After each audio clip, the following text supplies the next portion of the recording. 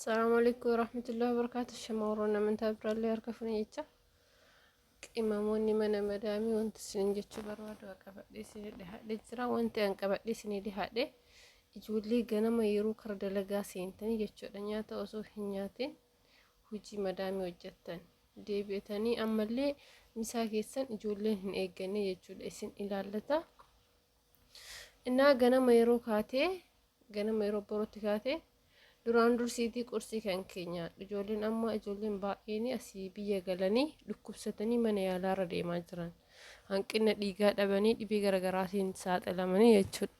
Kanaaf wanni an jechuu barbaade qimamii mana madaamii yoo taate duraan dursiitii ofii keetiif yaadi. Gaafa biyya galtee huyna dhabda siigalee gaafa biyya galtee huyni hadha ati qabdu kuni hin jiru jechuudha. Dhibee irraa hafuu hin dandeettu. Bilis ijoolleen teennaa wanta jechuu barbaadu duraan dursaati nyaata nyaadha.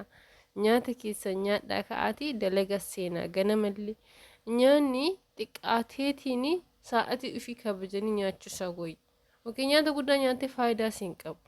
Nyaanni faayidaa siin qabu nyaata xiqqaa nyaattee sa'atii kan keessan kabajii ka'etti nyaattu jechuudha. Amma fakkeenyaaf ijoolleen nyaata hojjetan. Keessattuu ijoolleen nyaata hojjetanii nyaata hin nyaattan urgaan nyaataa isinitti dhahaa yeroo nyaatatti bulcheessitanitti kanaafuu nyaata isin nyaachisu jechuudha. Booda dammoo isiniif miidhaa guddaadha. Gaafa biyya galtan keessattuu miidhamuu dandeettanii dhukkubarraa hafuu hin dandeettanii jechuudha. Ani kanaan dura asuma mucattii an beeku jechuudha. Isin Indoneeshiyaadha. Innaa yeroo kanaa isiin tuni nyaata hojjetti. Nyaata hojjete madaamisi baay'ee takka sodaatti nyaata kana hin nyaattu baay'ee takka kiiloon isii gaddeemee jira baay'ee takka huqqattee jirti maal mataate jennaan amma yeroo bira nama akkana huqqattee nyaattu jedhan gisee hunda hin argaa jechuudha.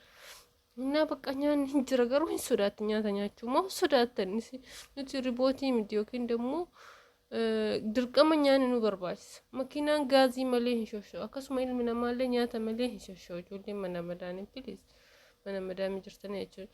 Nyaata keessa nyaadhaa quufaa ka'aati dalaga seenaa malee garaan isin beelahaa wanti isin daladdan takkittiin hin jiru jechuudha. Akkasitti dhukkubsattee gaaf kan mana yaalaa dhattee dhukkubaan wahiitiin qabamtee dhukkuba TB jedhamuun qabamtee madaamiin isin akkasitti haaraa oolteef akkasin nyaata malee boroo kaatee hojjettus wanta kan gooneef maal goote chaansiin isii kara biyyaa galuudha. Karuma biyyaa galchite jechuudha. Kanaafuu isinillee wanni kun akka isin hin mudanneef dirqama qursii keessan misaa keessan iraata keessan eeggadhaa nyaadhaa. Jarri ganaadhaa jarri irribaa hin kaane jara eenaan jenna jaran eegina waan argitan dafaa dalagadhaa nyaadhaati kan dalagaa keessanii jara wanti eeddaniif hin qabu. Maa ka hadha hojjetanii kan boru hojjetanii maa hin nyaanne. Kanaafuu dirqama nyaata nyaachuu isin barbaachisaa. Ijoolleen baay'ee nama biyya galanii bu'aa jiranii mana yaalaarra deemna jedhanii hin argitanii viidiyoo isin dalagaa jiranii ijoolleen baay'eenii. Kanaafuu wanti aan jechuu barbaadu nyaata keessan nyaadhaa ka'aa dalagatti seenaa. Ka isin caale hin jiru yoo jiraattan wanti hundiyyuu ka jiru jechuudha.